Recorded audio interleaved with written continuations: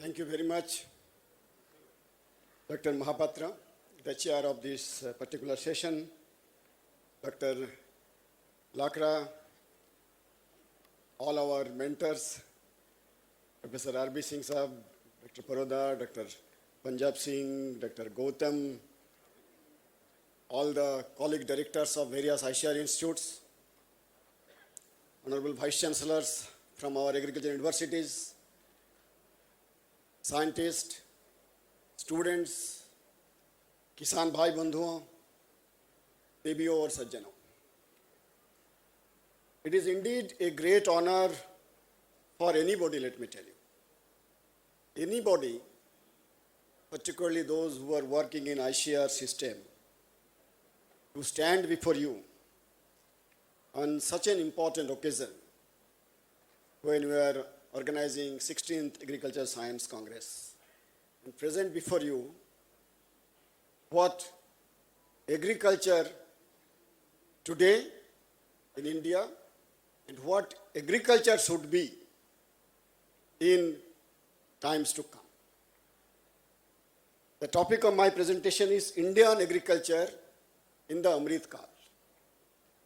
I'm sure all of us have been listening this particular term, Amrit Kaal. What is Amrit Kaal? In Sanskrit it says, जब भी कोई अच्छा काम की शुरुआत किया जाता हो वही है अमृत काल. एक दूसरा इसका मीनिंग ये निकलता है कि जिस काम से अमृत निकलता है that is अमृत काल. But to be specific, this काल or period which we are talking about is what we are going to do from today, 2023, to 2047, when this country will be celebrating 100 years of its independence. What is the target? Target is quite big. By that time, this country, which is a developing country, should be transforming itself into a developed country. विकासशील देश से एक विकसित देश बनना है. And in every forum I tell this, that if this country has to transform itself into a developed country, that development or that transformation will certainly not happen if we cannot develop its agriculture.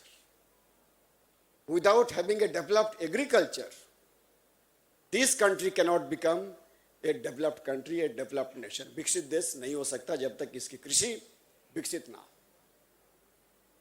What we should be doing that? This address, I very humbly, very respectfully dedicate to the father of Green Revolution in India, Professor M.S. Swaminathan, whom we lost just 12 days back, September 28th. He was the person who was responsible for not only Green Revolution, but all the subsequent revolutions. The inspiration came from there. Whether we talk of green, white, blue, yellow, golden, silver, brown, grey, all kinds of,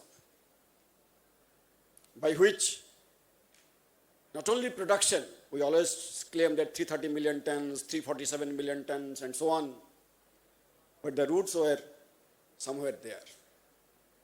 The productivity increased in a big way, not only in one commodity. And by doing that, this country transformed itself from a food shortage country to food surplus country. And you know, last year, India exported 52 billion US dollars of agri commodities. Now we are net exporter of agricultural product. This transformation happened because of all these revolutions. And when we are talking of Amrit Kaal, from today to 2047, another such transformation needs to happen. Maybe on a larger scale. Maybe on a much more sustainable and resilient way. All of us know that we are the largest producers of several commodities, number one. We are also second largest producers of, again, several other commodities. We are among the top 10 net exporters, as I gave you this number. And for the last 6 years, agriculture is growing at a rate of 4.6% annually. That is happening. Quantum jump has happened. Though our net cultivated area has remained more or less same, but the productivity, which was only 0.7 tons per hectare in 1970, just when Green Revolution was onsetting, it has increased from 0.7 tons per hectare to 2.4 tons per hectare. Of course, from commodity to commodity, the number might vary. Not only that, we have achieved another very big milestone. In earlier, even in 2000, 1, 2, 3, 4, and so on, if there are some aberrations from the climatic front, the production, particularly food grain, used to decrease. But now if you see from 2020 onwards, last 3-4 years, in spite of climatic aberrations, total food grain production has not decreased. It has rather increased. So in a way, Indian agriculture could be resilient up to certain extents. And just, I was giving a press conference where I could explain how wheat production last 2-3 years rather could increase, not decrease as it was widely projected because of some of these new technologies, because of climate resilient varieties and so on. You know, ICAR, along with all the SAUs in our all-equip network, we release so many varieties. So these are just some numbers. But the point what I want to mention here is that for last, say, 8-9 years, we are releasing more and more number of climate resilient varieties. From 2014 onwards, ICAR, along with its whole system, could release around 2,279 varieties of various crops. The numbers are given, out of which around 1,888 to be specific, were climate resilient. So this has become a very focused thrust area of ICAR research. Nutrition is another big issue, and you can see that again for various crops we could release 124 varieties which are biofortified. There includes variety of wheat, maize, rice, and so on. These are rich in protein or vitamins, micronutrients, minerals, and so on.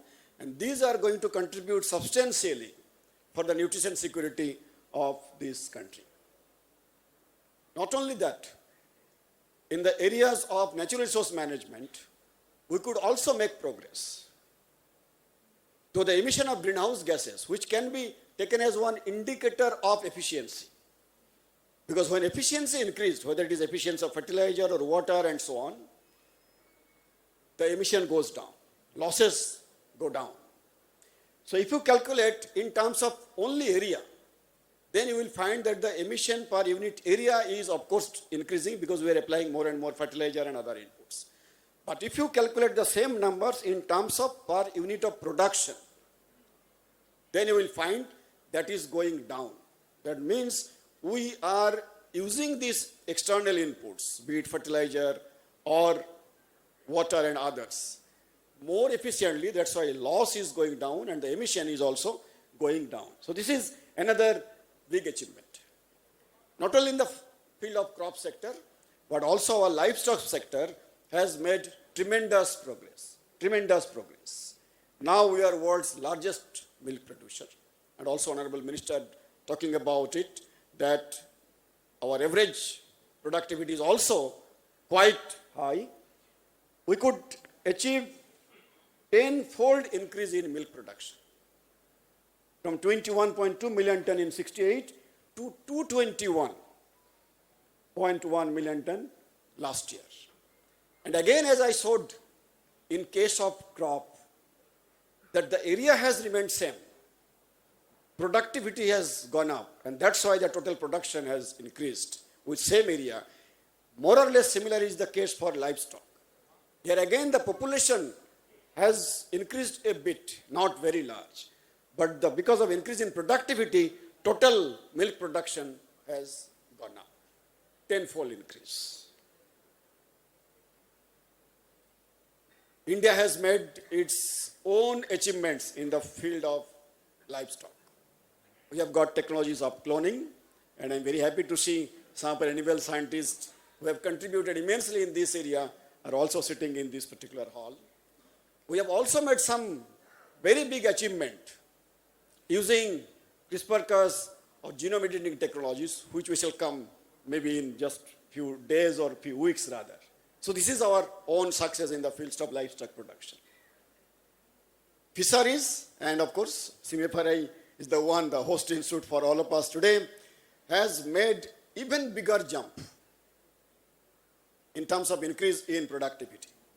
All these numbers, whether it is production, trade, fish production, aquaculture production, and total production, in every parameter you will find that achievement of fisheries sector in this country is quite enormous. And as a result, productivity as well as production is increasing quite substantially. How come horticulture be left behind? Again, record production of horticulture, bringing golden revolution in this country from 25 million tons in 50-51 to 347, around 350 million tons last year. So again, this is remarkable example of progress in horticulture sector. Pulse, though we are still importing, but then there are very good stories to again inform to all of you about it, whether it is productivity, total production, for majority of the pulses are still increasing, and we are working in the remaining ones. Yellow revolution, oilseed. Of course, we are still deficient, but then that deficiency, we were analyzing few days back, that our consumption has really increased, and that generally happens with more and more income and so on. And we are working so that India will no more remain as a oil importing country, rather we are going to be self-sufficient in oilseed production. When we are in Kerala, how can we forget spices? This is the land of spices. It is not only spicing the country, rather it is spicing the whole world. And there are one or two stalls here. I just could visit very quickly. My request to all of you today, you please visit those stalls. Not only Spice One, others one also. But Spice One is absolute delight to see. All stalls are delight. Of course, Dr. Prasad might be thinking, what about floriculture? All stalls are delight, but then spice I could specially mention over here. Millet. India proposed and United Nations declared this year, 2023. And now millet is not only a commodity of this country, but it is a global commodity. Everybody in the whole world knows about millets, its benefits, its nutritional importance and so on. And then we are going to make some big events on millet. G20 was a very big success when India had the presidency. So many success stories are there. But then let me tell you, one out of many success stories of G20 is the global network on millet research. We call it Maharishi. And that agreement came when ICAR organized MAX, Meeting of Agriculture Chief Scientists, in Varanasi. So we were the host of that particular event, and in that particular event, Maharishi was accepted by all the member countries as well as invited countries. And that has become one of the flagship programs of Government of India after G20 success. Mechanization, of course, as you know, that India is world's largest producer of tractor, and of course there are several other equipment. Not only that, in the field of research publication, India now is number 4 in global ranking of not only number but quality of publications. And we could surpass UK, Germany, Japan, Canada, France, Australia, and Spain. So in publication front also, India is doing remarkably well. And with all of this, which I said, India could transform itself from an imported country, importing a lot of food items. Now it has become an exporter country. You can see the right-hand side of the figure. And ICAR, of course, with all our predecessors, was in the forefront for all of these achievements, all of these revolutions, and so on. You know, ICAR is quite a vast and largest system for agriculture research in the world. We have got more than 6,500 scientists. In total, we have got more than 23,000 staff, including technical and others. We have got 11,000 personnel in 731 Krishi Vigyan Kendras, 3,500 personnel in ECRIPS, and of course, we also have pensioners of 30,000. They also contribute in a big way for our mentorship. 76 universities spread across the country, and of course, there are certain private universities also coming up. These are the number of students which we produce, touching almost 90,000, out of which around 55,000 come from government system, including SAUs, ICAR, CAUs, and so on. Around 40,000 comes from private organizations. These are all very successful stories. Anybody and everybody who is connected to Indian agriculture can take pride of. But then there are always the other side of the coin as well. If we compare our performance with some of the best of the world, not the least of the world, not the poorest of the world, but the best of the world, then numbers will tell you something like this. Of course, in terms of population, we are number 1, more than 1.4 billion. Rural population, again, we are number 1. Agriculture workforce, again, largest in this country. Per capita food grain production, not so impressive. We are not least in the world, but if we compare these 3 other big countries, compared to them, we are low. But then, of course, we are much above compared to many other countries in the world. Per capita land availability, unfortunately, is quite low because of large population. Per capita water availability, again, compared to these big 3s rather, USA, China, and Brazil, low. But then there are many other countries which are much inferior to us. These are some data when you compare the productivity of various commodities, average productivity of the country, the second column, highest productivity in some of our states, because some of our states are doing exceedingly well. And then, of course, average global productivity. Again, compared to that number, which is column number 4, our figures are not so poor. But then if you compare the best in the world, in that comparison, you will find still there are miles to go for Indian agriculture. There are big gaps. And we really need to catch up in all those gaps. Besides, we have got our own challenges of decreasing water availability, degrading soil, increasing pests and diseases, intensifying climate change, all of us talk about, changing aspirations of Indians, and of course, huge loss of food, besides conflict, COVID, and so on. Just 3 days back, the world could witness another very big conflict.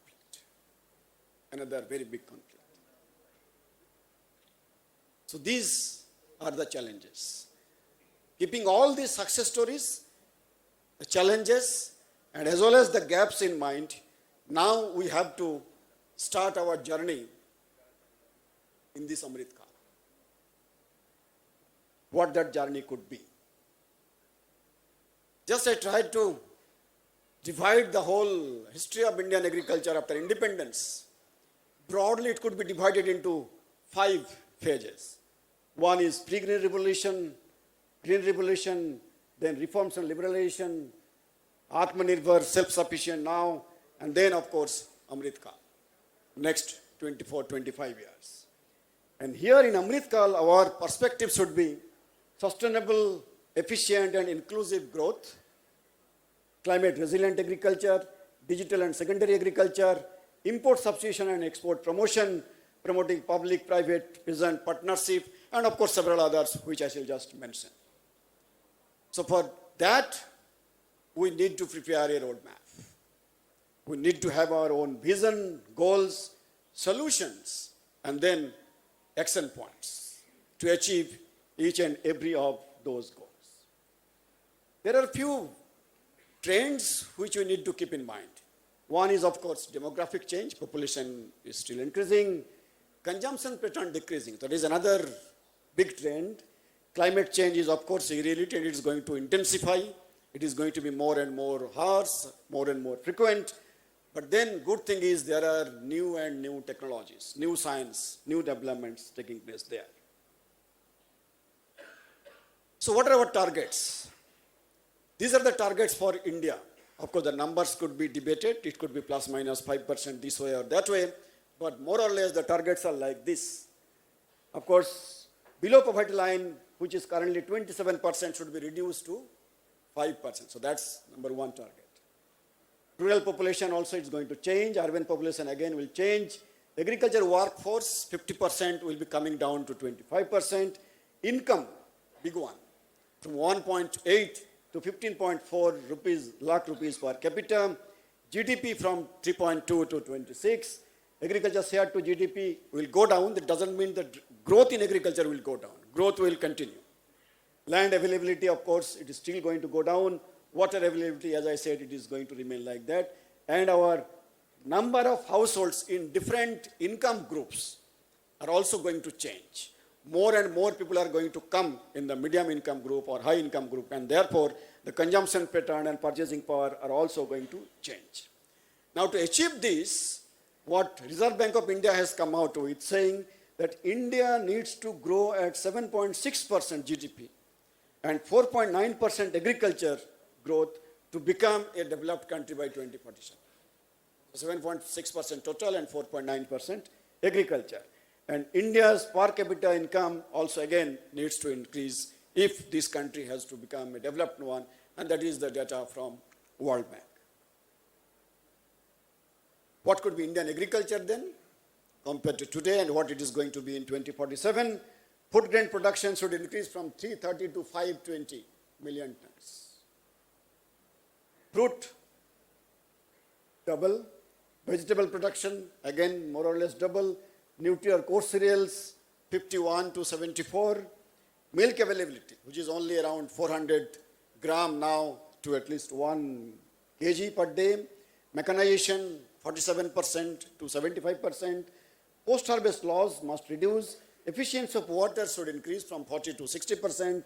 Nitrogen use efficiency should increase from 35 to 50%.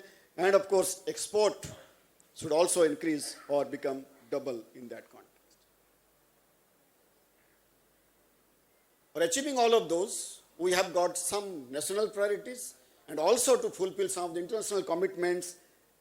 And for that, we need to reorient our research and development areas and identified few action points. National priorities, all of us know about increasing farmers' income, nutrition security, so on.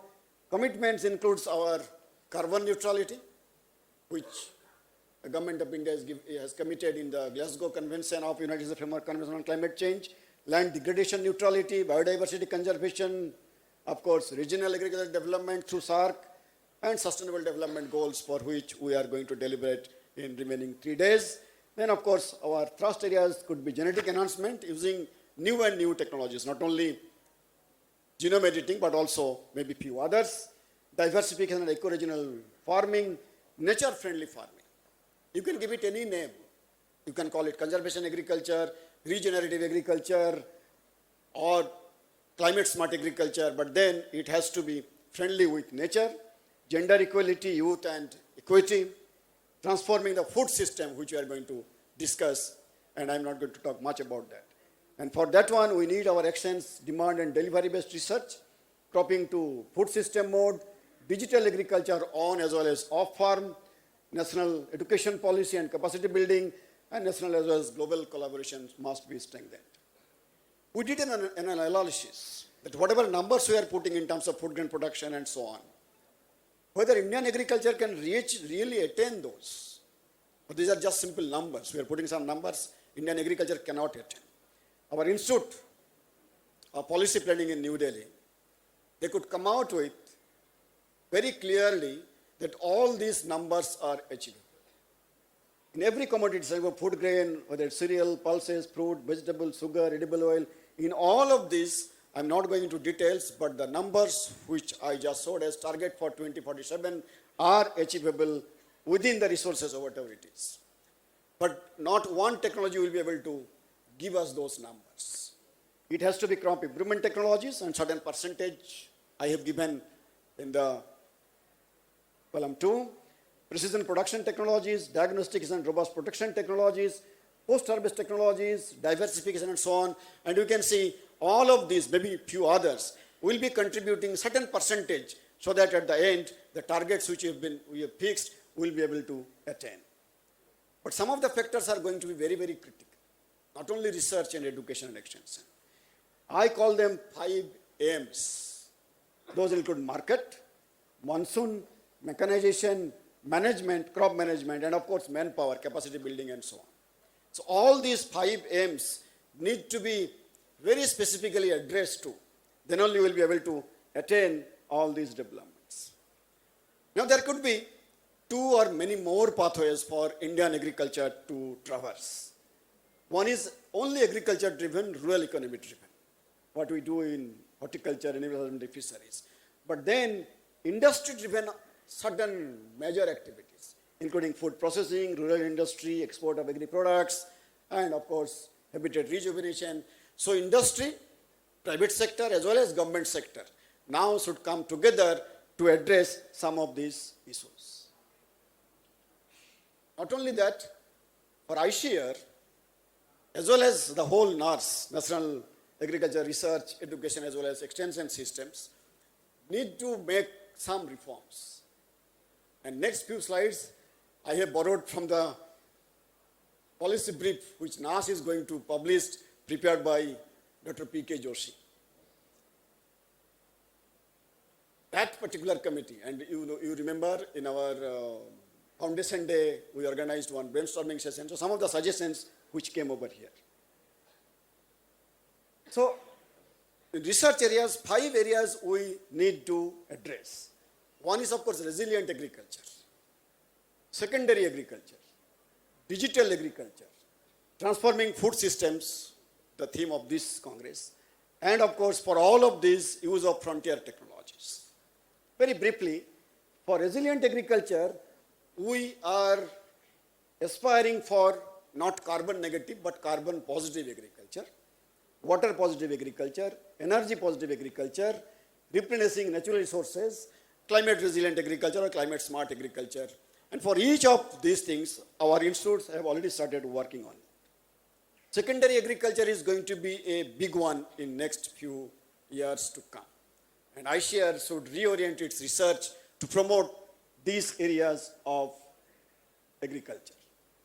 Digital agriculture.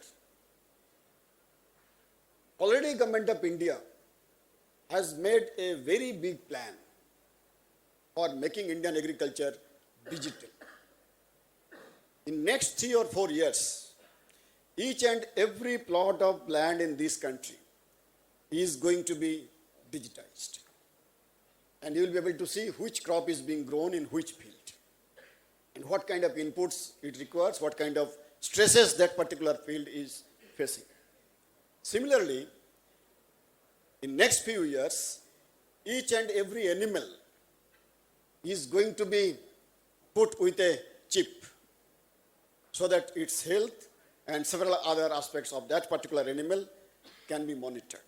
And there are several other aspects going on, and Government of India is going to work or going to invest very heavily in this particular endeavor.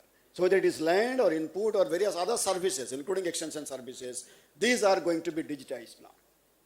And then, of course, transforming the food system, not only identifying or increasing productivity of one commodity or two commodities, or one cropping system or two cropping systems, the entire food system for health and nutrition, inclusiveness, sustainability, resilience, all of these areas need to be considered. We are fortunate that very good technologies are now available, which were not available during the time of Green Revolution. But now those are available. Whether it is artificial intelligence, big data, IoT, nanotechnology, drone, robotics, gene editing, solar energy, and so on. There are many others. All those new developments of science are now available with us. So this was in the research front. But to carry out these activities, we also need our reforms in human resources development, our education system, our university system, the way we teach and train our students. Of course, implementation of national education policy, already ICAR and SAUs have started working on that, creating linkages between not only our university but also international ones, re-engineering to measure of emerging concerns of sustainable development, those must be part of our whole system, revisiting course content so that new developments as well as the concerns should be addressed to, and also revenue generation is going to be tremendously important. How the universities will do that, that of course they can decide on. We did one study that how much is the human resource requirement in this country today, and then how it is going to change in years to come. Of course, current one is supply demand, and if you see this gap, still there is big gap even today. Current supply is 4.9, not only our students, but all other people working in the field of agriculture, whether they are agri-graduates or not. They are not agri-graduates, they are not 10+2 in agriculture, but they are working in the agriculture sector, directly or indirectly.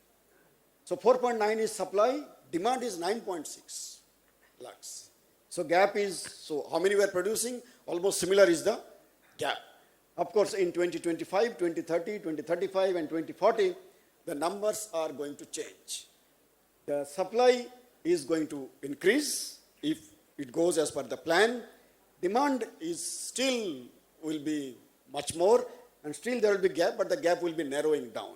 The point what I want to make is that the demand for agri-experts, agri-graduates are now also quite large, and we are not producing so many which the market or this country requires.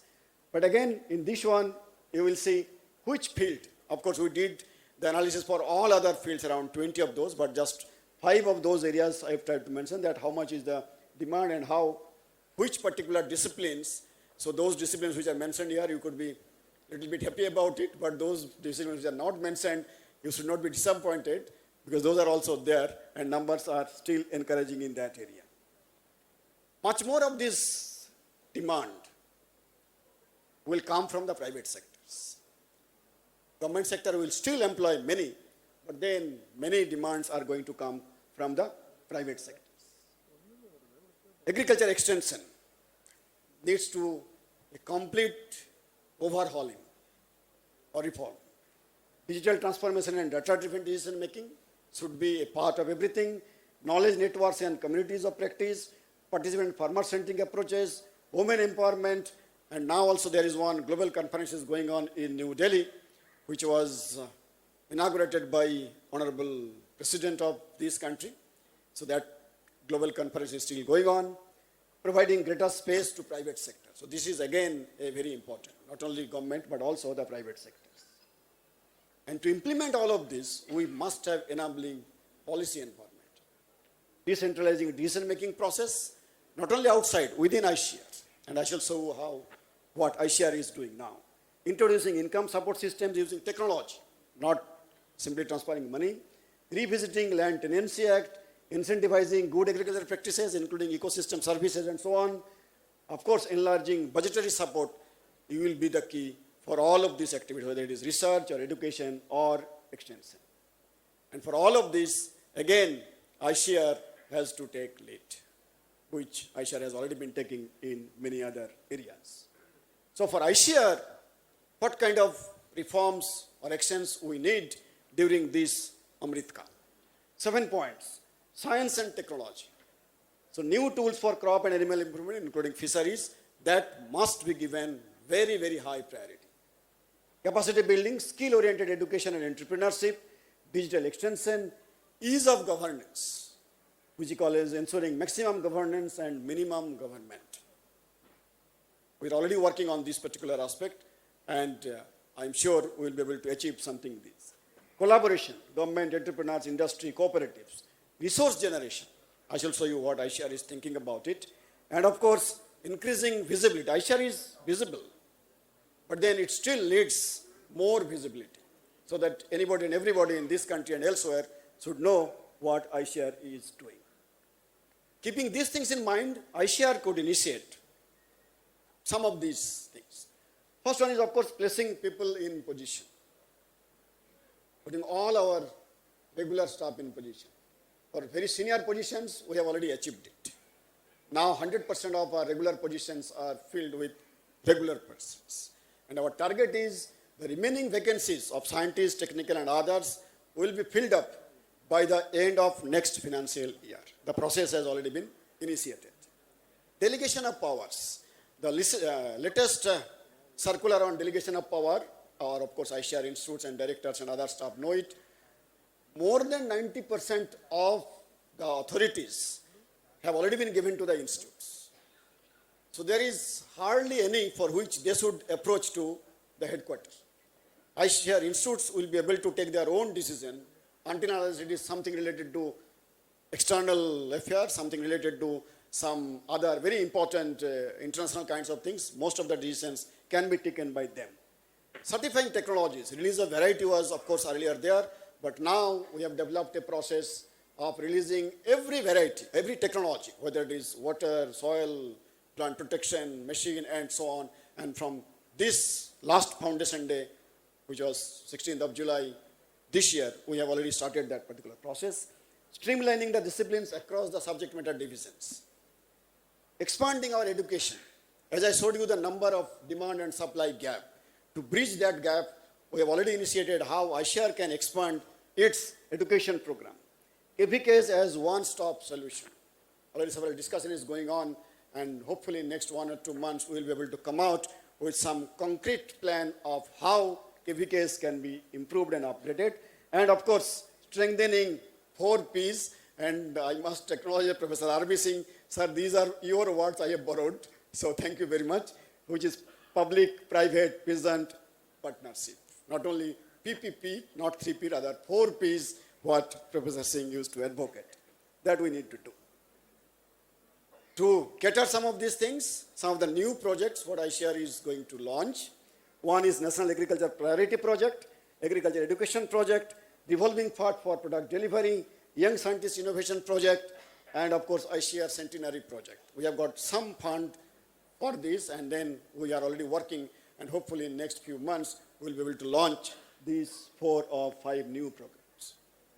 Just before I conclude, some of the developments in use of new science, new technology. Of course, all of you know about plant phenomics as well as genomic study. And I can see Dr. Vishwanathan from IRI is here, so he's heading this one. Precision agriculture. Of course, the program was initiated by Dr. Mahapatra. Let me tell you, in precision agriculture, now there is Quad. 4 countries are collaborating this, USA, Australia, Japan, and India. And use of artificial intelligence and precision agriculture has been identified as one of the research areas, and India, particularly DARE, Department of Research and Education, is going to lead that particular project in Quad. Then, of course, remote sensing-based soil health assessment. There is one stall here itself, so you can go and see that we will be able to get rid of all chemical-based soil health analysis by simply using our remote sensing tools. We will be able to do that. IoT-based intelligence for irrigation system and several other management, hydroponics, robotics. So there are several other developments, of course not in very big way, but our scientists have already started working on those. In the area of education, Again, as I said, not only we are going for expanding our agri education, but also we are equipping our students with hands-on experience, industry-centric skills, and a culture of innovation and entrepreneurship. And accordingly, several course curricula and other things are being changed, promoting gender-neutral machinery in agriculture, and so on. We are also doing. One good development I would like to present before you.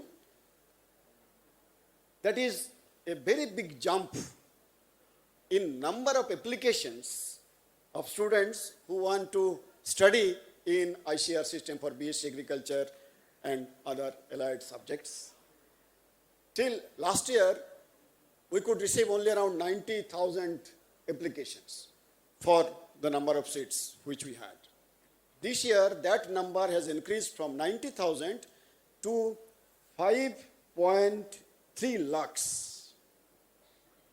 So more than 5 times increase in number of applications for getting admission in BSc Agriculture processes.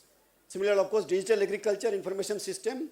All of you know about Kisan Sarathi, but name that is going to be upgraded further, Kisan 2.0, and here again Department of Agriculture and Farmers Welfare, they are working very closely, as I said, to make everything digital. Of course, resource funding has always been a concern, though we all the time say that the return from investment in agri-research is one of the highest compared to many other sectors. If you invest 1 rupees in agri-research, the output is generally more than 12 rupees or so, which is not even that much even in road or even electricity and so on. Earlier, these numbers for road and electricity used to be very high, but over the years, when saturation is coming, the return from investment is not so high, but for research and development, return from investment is still very high. So we are always being engaged with Ministry of Finance, Government of India, to get more and more fund. And the way discussion is going on, hopefully we will be able to get some more. This year we could get more, around 900 crores or so. Creation of a corpus fund, the money which we had, so around 1,500 crores money, and those 4 or 5 projects which I mentioned are going to be funded from this particular fund. Corporate social responsibility, we have already formulated the guidelines, circulated to all the institutes, and many of our institutes have already in talk with some of the big industries, and for some of the institutes, already results have started coming in.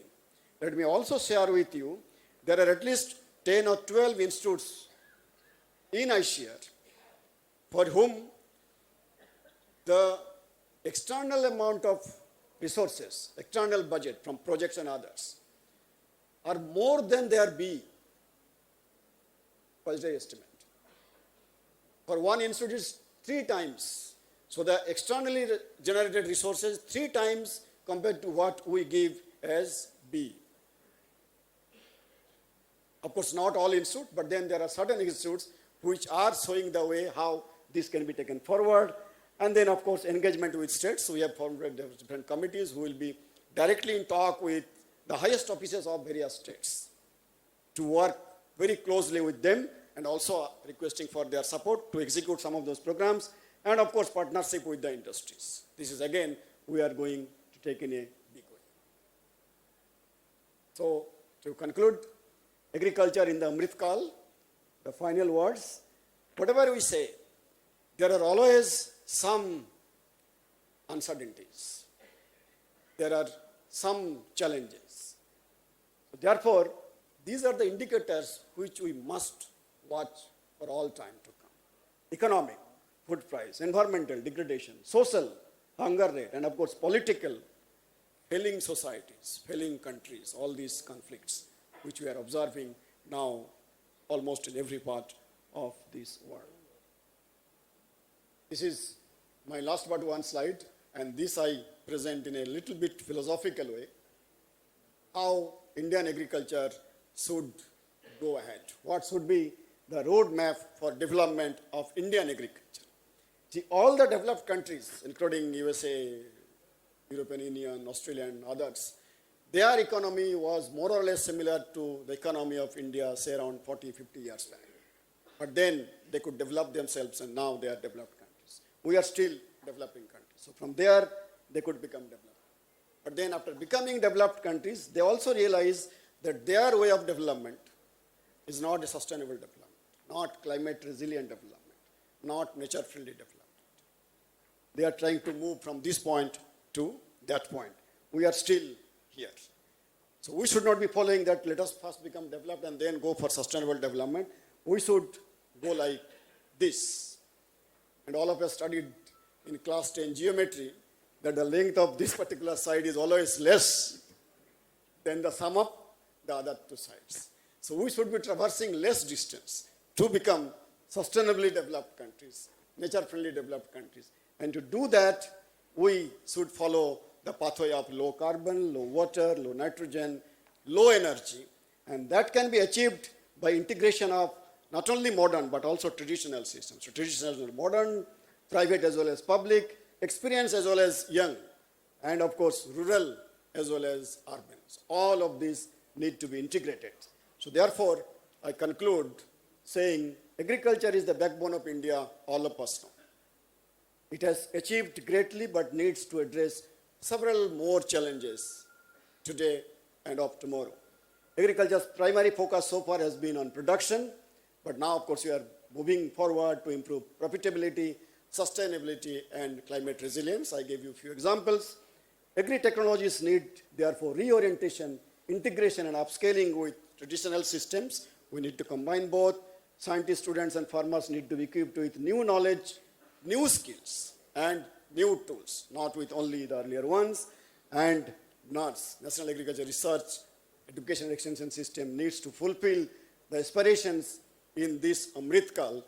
And let us consider this Amrit Kaal as Kartavya Kaal, the Kaal of our Kartavya, the period of our duties, to make this country a developed country.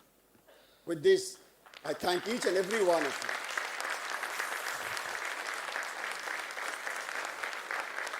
for a very patient hearing. Excellent. Thank you very much. Thank you.